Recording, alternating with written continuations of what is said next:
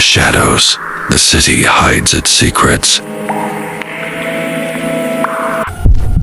Whispers of the lost echo where no one dares to look. Every story begins with a question. But not every secret wants to be found. For 16 years, Europe hunted a serial killer. She left DNA at crime scenes across 6 countries. Murders, burglaries, armed robberies.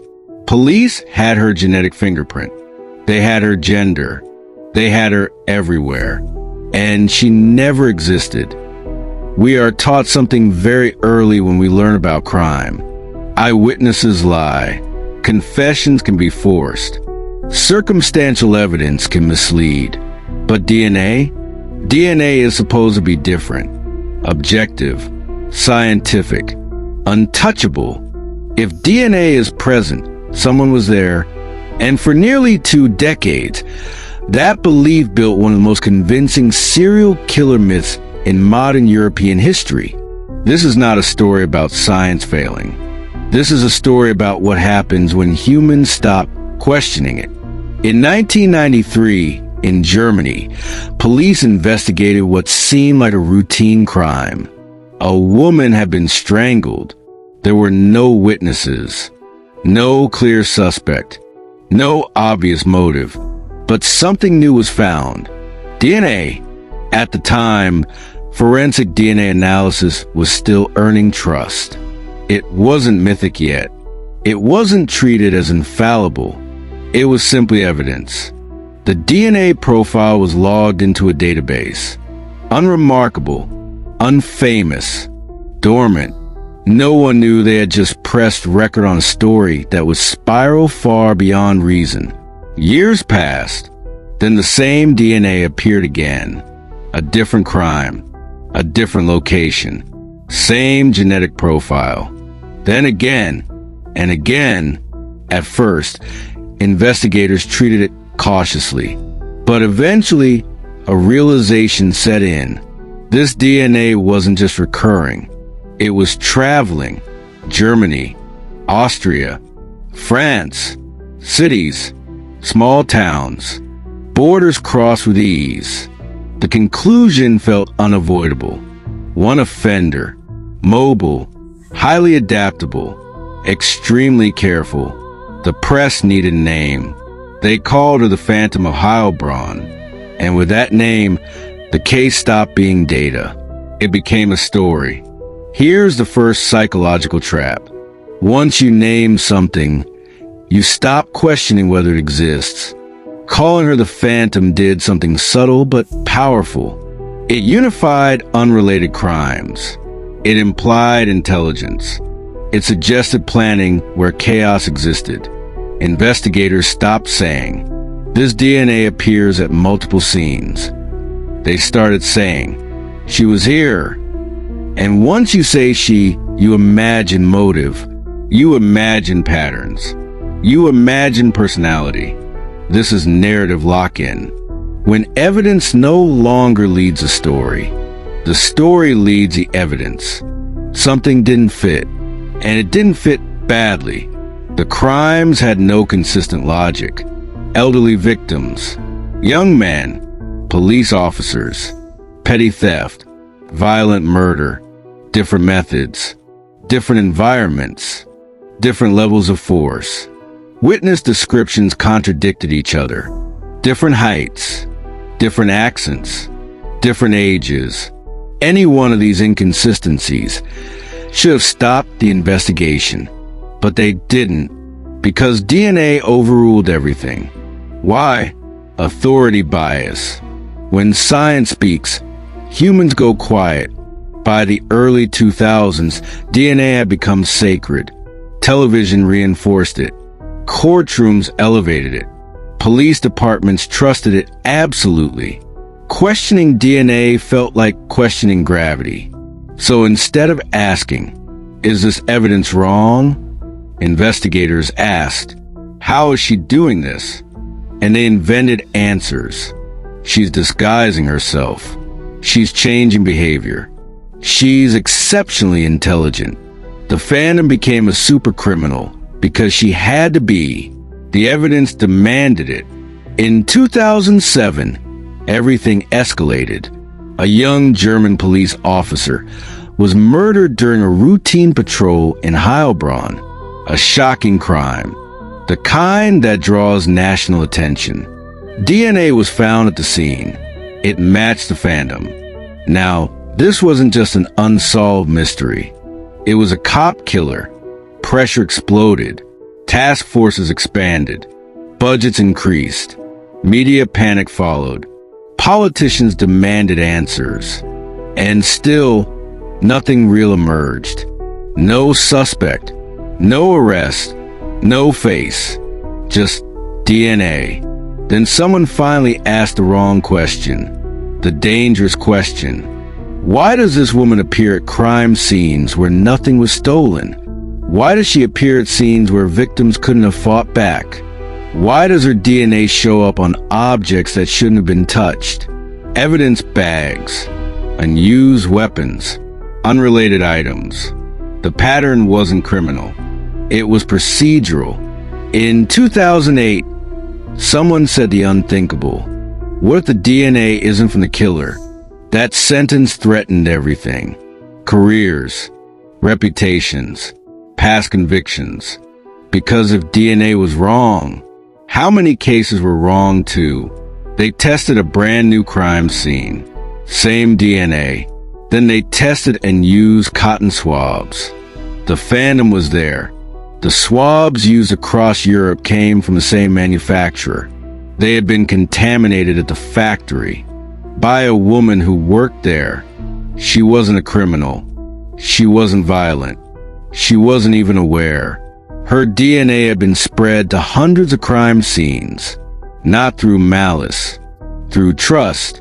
16 years, hundreds of investigators, millions spent, one fictional serial killer, created not by deception, but by belief. The Phantom of Heilbronn disappeared instantly. No arrest, no trial, no justice, just silence. This case is not about forensic error.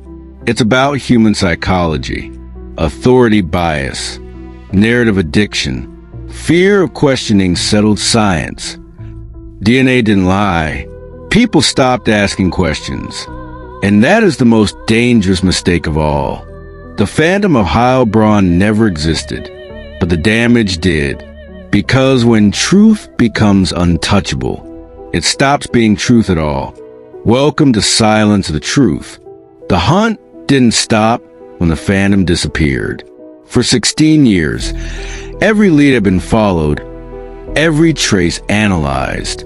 Hundreds of investigators dedicated their lives to a myth, and still, they couldn't shake the feeling that the Phantom might return, because the story had taken on a life of its own. Even after the factory contamination was discovered, people didn't want to believe it.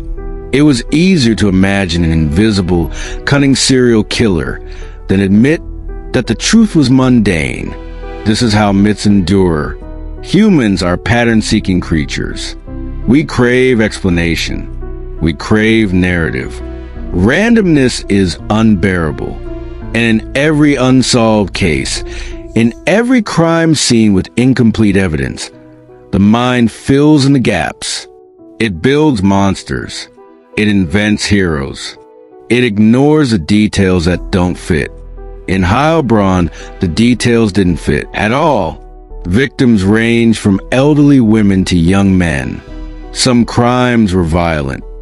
A myth that shaped investigations, guided narratives, and influenced judicial outcomes. All because humans believed. Not because the evidence demanded it, but because belief was easier than doubt.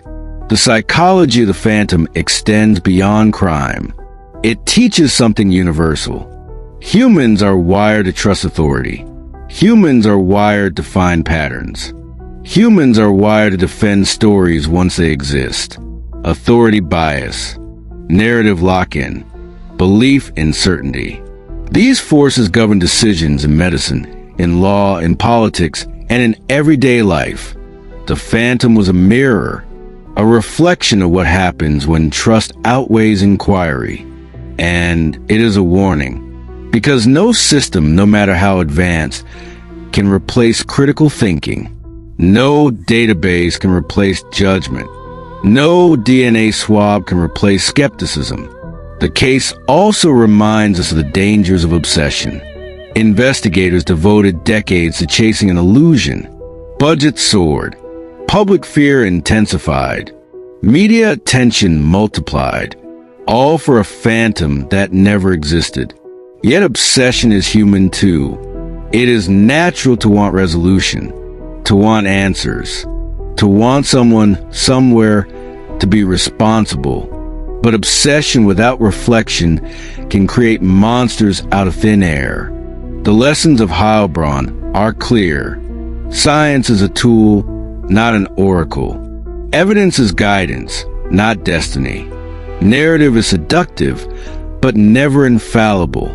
The phantom did not kill. The phantom did not terrorize. The phantom did not exist.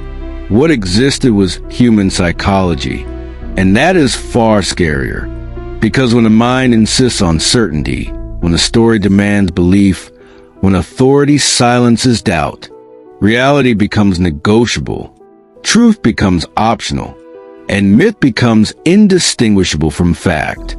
Today, investigators, scholars, and journalists study the Phantom of Heilbronn not for its crimes, but for its lessons. It is cited in academic papers, referenced in lectures, analyzed in documentaries, and always the story comes back to the same truth. We cannot escape human bias. We cannot outrun our instincts to believe. We cannot assume that science, no matter how rigorous, will protect us from ourselves. The Phantom of Heilbronn is a ghost story without a ghost, a cautionary tale without a villain, a legend without a life. And yet, it teaches more than any criminal ever could, because in the silence after the truth, we hear something profound. The greatest dangers are not always visible. The most compelling villains are not always real, and the most convincing evidence can mislead. This is a silence that follows certainty. This is the space where belief overrules fact. This is a place where humans, not monsters, fail. And this is why we tell the story. Not to entertain, not to horrify, but to illuminate, to reveal the power of doubt, to honor the necessity of skepticism, to remind ourselves that even science, for all its rigor, depends on humans to wield it wisely. The Phantom of Heilbronn never walked the streets. She never killed. She never existed. Yet she changed investigations. She changed perceptions. She changed history. She remains with us, not as a killer, but as a lesson, not as a ghost, but as a mirror, not as a myth, but as a warning. Because when belief outpaces inquiry, the human mind becomes its own worst enemy. And that is the ultimate silence of the truth. Welcome to Silence of the Truth, where what is imagined can be more powerful than what is real, where human psychology writes legends out of nothing, and where understanding the mind is the key to understanding the world.